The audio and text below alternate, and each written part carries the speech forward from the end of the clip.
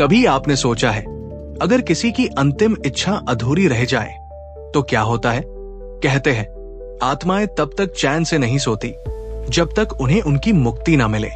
आज की कहानी आपको उन रहस्यों की गलियों में ले जाएगी जहां एक दादी का अधूरा सपना बन गया पूरे परिवार के लिए एक खौफनाक साया।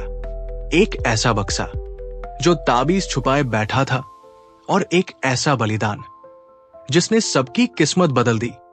तो तैयार हो जाइए भारत भूतिया कहानियां के साथ एक ऐसी यात्रा पर जहां डर और सच्चाई का फर्क मिट जाता है। नवंबर की एक ठंडी शाम थी। मैं ऑफिस से लौट ही रहा था कि मेरे मोबाइल पर एक कॉल आया। देखा तो स्क्रीन पर मेरी पत्नी शिवानी के मायके से कॉल था।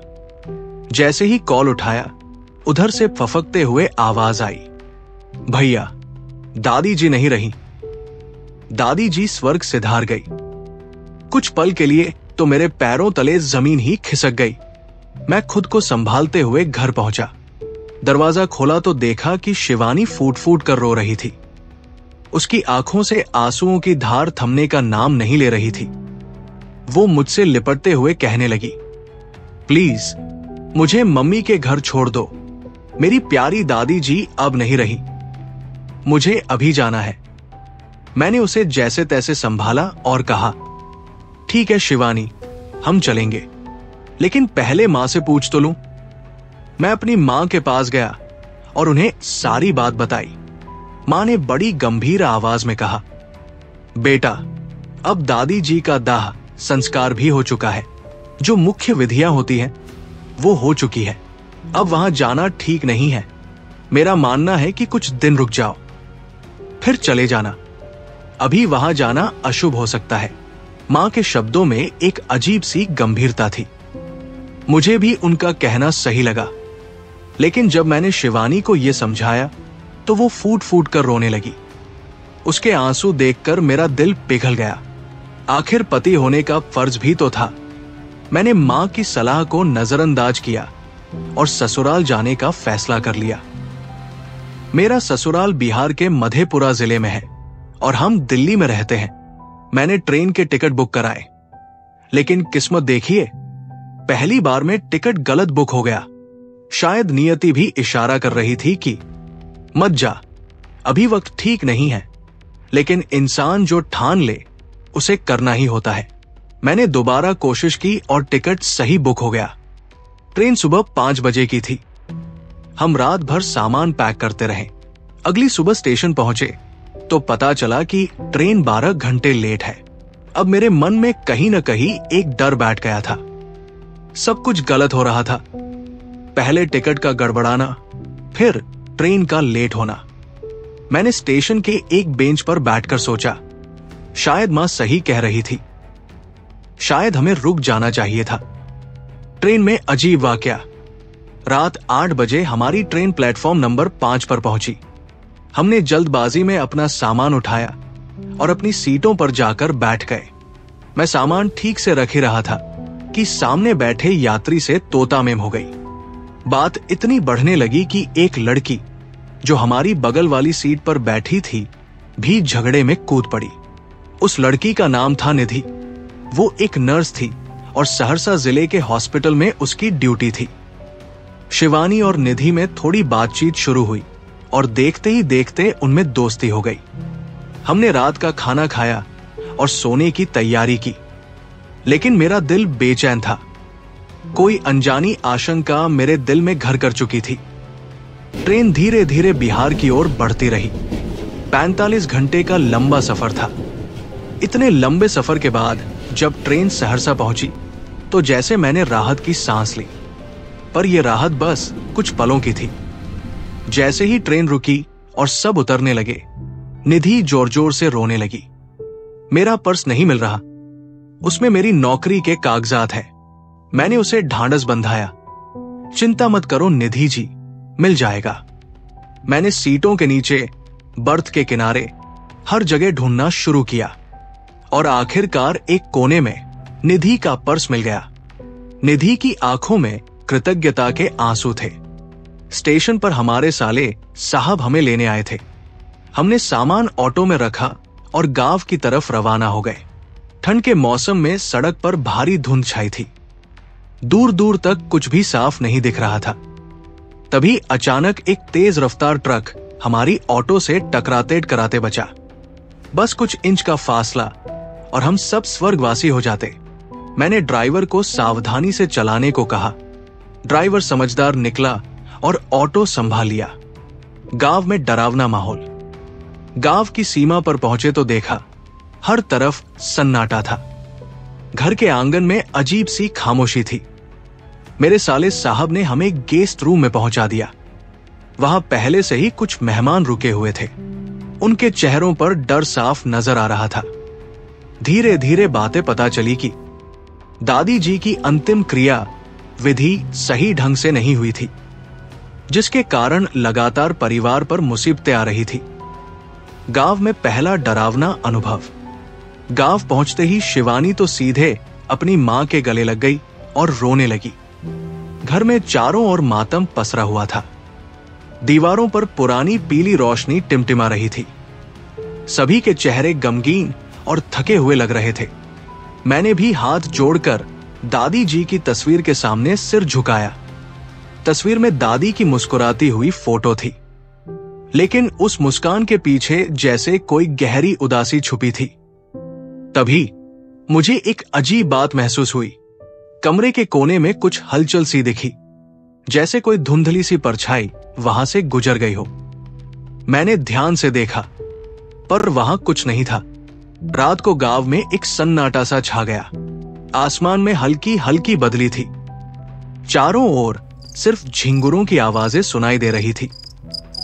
करीब 2 बजे रात को अचानक मेरी आंख खुल गई। कानों में किसी के धीमे धीमे करहाने की आवाज आ रही थी। मैंने उठकर खिड़की से बाहर झांका। दूर आंगन में एक बूढ़ी औरत की परछाई झूमती दिखाई दी। उसके हाथ में कोई डंडी जैसी चीज थी और वो कुछ बड़बड़ा रही थी। मैंने शिवानी को उठाया। शिवानी, देखो वहां कौन है? शिवानी ने एक नजर डाली और डर के मारे मेरे सीने से चिपक गई। भैया, वो तो दादी जी की चाल जैसी है। अगली सुबह मां ने बताया, रात को उन्होंने भी सपना देखा कि दादी जी कुछ कहना चाह रही थी। बेटा, मुझसे एक गलती हो गई। मेरी आत्मा परेशान है, मुझे शांति दिलाओ। ये बात सुनकर पूरा घर सहम गया। हमने गांव के पुराने पंडित जी को बुलवाया। पंडित जी ने आते ही घर का निरीक्षण किया और कहा, आप लोगों ने अंतिम संस्कार में एक जरूरी विधि छोड़ दी थी। इसी कारण आत्मा भटक रही है। अगर तुरंत उपाय नहीं किया गया तो बड़े संकट आ सकते हैं। उन्होंने एक विशेष पूजा का सुझाव दिया और कहा कि उस दिन कोई भी घर में अकेला नहीं रहेगा। पंडित जी की बातों के बाद हालात और बिगड़ने लगे। रात को बर्तन अपने आप गिरने लगे। दरवाजे खुद ब खुद खुलने बंद होने लगे। सबसे डरावना पल तब आया जब शिवानी का छोटा भतीजा आरव अचानक गायब हो गया। आरव दोपहर को आंगन में खेल रहा था। सिर्फ 5 मिनट के लिए सबकी नजरें हटी और आरव गायब। पूरे गांव में ढूंढ मच गई। तालाब, खेत, बगीचे, हर जगह ढूंढा गया, पर आरव का कहीं कोई पता नहीं चला। शाम होते होते गांव के पुजारी ने कहा, ये आत्मा का काम है। आत्मा अपनी शांति चाहती है, बलिदान चाहिए। मां रोती जा रही थी। शिवानी बेतहाशा चीख रही थी, भैया, मेरा आरव, मेरा बच्चा कहाँ चला गया? गांव वाले भी दहशत में थे। हर कोई कानाफूसी कर रहा था। ये दादी का प्रकोप है। कोई बड़ा दोष रह गया है उनके संस्कार में। पंडित जी ने धीरे से सबको चुप कराया। अगर आरव को वापस पाना है तो हमें रुकावटें हटानी होंगी। आत्मा जो मांग रही है वो देना होगा। क्या देना होगा? मैंने कांपते हुए पूछा। पंडित जी ने गंभीरता से कहा, सच्चाई। परिवार ने जो कुछ छिपाया है उसे स्वीकारना होगा। तभी दादी के छोटे भाई चाचा जी आगे आए। उनकी आंखों में आंसू थे। मैंने एक गलती की थी। दादी जी की इच्छा थी कि उनके साथ उनका पुराना बक्सा भी जलाया जाए। उसमें उनके पिता का दिया एक ताबीज था, पर लालच के मारे हमने वो बक्सा बचा लिया था। सोचा था ताबीज से घर में बरकत होगी। सब सन्न रह गए। पंडित जी गरजे। यही कारण है, उनकी आत्मा अधूरी इच्छा के कारण भटक रही है। बक्सा वापस दो और उचित विधि से उसे अग्नि को समर्पित करो, तभी आत्मा को शांति मिलेगी।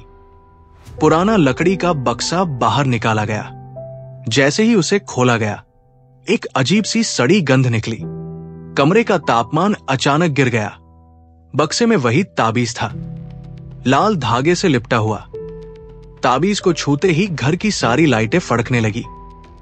किसी ने मेरे कान में फुसफुसाया, मुझे मुक्ति चाहिए, मेरा ताबीज लौटाओ। मैंने चौंक कर चारों ओर देखा, पर वहां कोई नहीं था। अगले दिन गांव के सबसे पुराने पीपल के पेड़ के नीचे पूजा रखी गई। पूरा परिवार वहां पहुंचा। आरव का कोई सुराग नहीं था, लेकिन सबको भरोसा था, अगर पूजा सही हुई तो वो वापस आ जाएगा। पंडित जी ने हवन शुरू किया। ताबीज को अग्नि में समर्पित किया गया। जैसे ही ताबीज जला, तेज आंधी चल पड़ी। पेड़ की टहनियां झूमने लगी।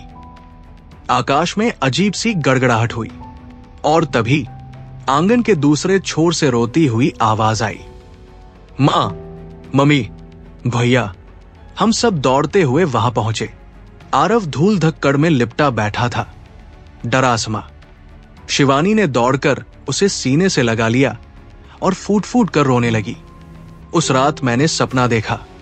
दादी सफेद साड़ी में खड़ी थी, चेहरा शांत, मुस्कान भरी। उन्होंने सिर पर हाथ फेरा और कहा, बेटा, अब मेरा बोझ उतर गया। अपने परिवार का ख्याल रखना, अब डरने की जरूरत नहीं। सुबह आंख खुली तो मन अजीब सी शांति से भरा था। घर में पहली बार महीनों बाद एक सुखद सी हवा बह रही थी। एक नई शुरुआत। समय के साथ सब कुछ सामान्य हो गया। आरव भी ठीक हो गया। पर इस घटना ने हमें एक सीख दी, कभी किसी की अंतिम इच्छा का अनादर मत करना। कभी कभी जो चीजें हमें छोटी लगती है, उनमें आत्माओं की मुक्ति का रास्ता छिपा होता है। दादी अब भी हमारे साथ है, हवा के झोंकों में, रात के सन्नाटे में, एक नर्म सी मुस्कान बनकर। पर अब डर नहीं लगता, सिर्फ प्यार महसूस होता है। तो दोस्तों, ये थी दादी के अधूरे वादे की भूतिया कहानी। कहानी ने हमें सिखाया कि कभी भी अपनों की आखिरी इच्छाओं का मजाक नहीं उड़ाना चाहिए, वरना वो अधूरी आत्माएं वापस लौटकर अपना हक मांगने आ सकती है। अगर आपको ये कहानी पसंद आई हो तो एक लाइक जरूर ठोंक देना, और भारत भूतिया कहानियां चैनल को सब्सक्राइब करना न भूलना, क्योंकि यहां मिलती है आपको भारत की सबसे डरावनी, सच्ची और रहस्यमयी कहानियां। फिर मिलेंगे एक नई कहानी के साथ। तब तक के लिए अपना ख्याल रखना और रात को दरवाजा बंद करना न भूलना।